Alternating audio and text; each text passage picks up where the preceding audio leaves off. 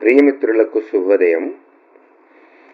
మహాకవి భర్తృహరి రచించినటువంటి సుభాషిత త్రిశతిలో నీతి శతకంలో ధైర్య పద్ధతి 2వ శ్లోకం, అంటే నీతి శతకంలో 75వ శ్లోకాన్ని చూస్తున్నాం. ఇప్పుడు ఈ శ్లోకంతో ఈ అధ్యాయాన్ని మొదలు పెట్టడానికి గల కారణం, శ్లోకార్థం పూర్తయితే సహృదయులకు అర్థమవుతుంది.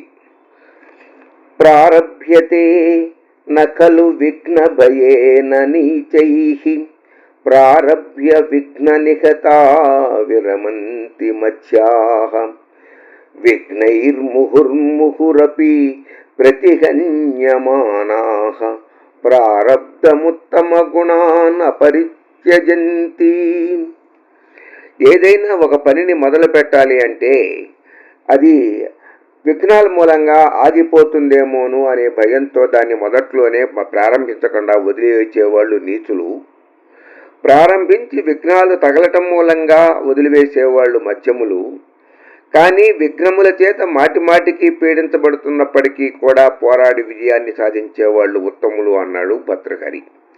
దానికి ఏనుగు లక్షణకి అనువాదం ఇలా అంది: ఆరంభింపరు నీచ మానవులు విఘ్నాయాస సంత్రస్తులై యారంభించి పరిత్యజింతురట విఘ్నాయత్తులై మధ్యముల్ ధీరుల్ విఘ్న నిహన్యమానులగుచున్ దృత్యున్నతోత్సాహులై ప్రారబ్ధములు జగింపరుసుమి ప్రజ్ఞానిధుల్ కావుతన్.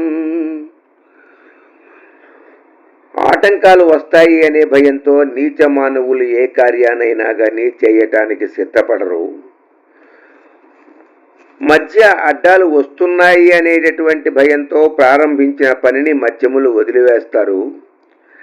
కానీ ధైర్యవంతులు ఎన్ని కష్టాలు వచ్చినా మొదలుపెట్టిన పనిని చివరి వరకు విడిచిపెట్టరు. సందేహాత్మలై కార్యరంగంలో చొరపడని వాళ్ళు నీచులు. మధ్య వచ్చిన కష్టాలకు తాళలేక పనిని విసర్జించేవాళ్ళు మధ్యములు. ఎన్ని కష్టాలనైనా ఎదుర్కొని కార్య సానుకూలత పొందినటువంటి వాళ్ళు ధైర్యవంతులు అంటున్నాడు. ఇది నీతి శతకంలో ధైర్య పద్ధతిలో 2వ శ్లోకం.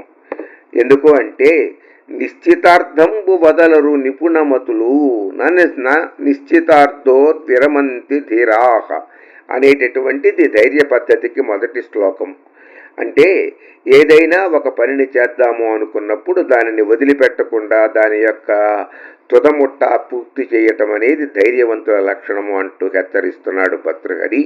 స్వస్తి.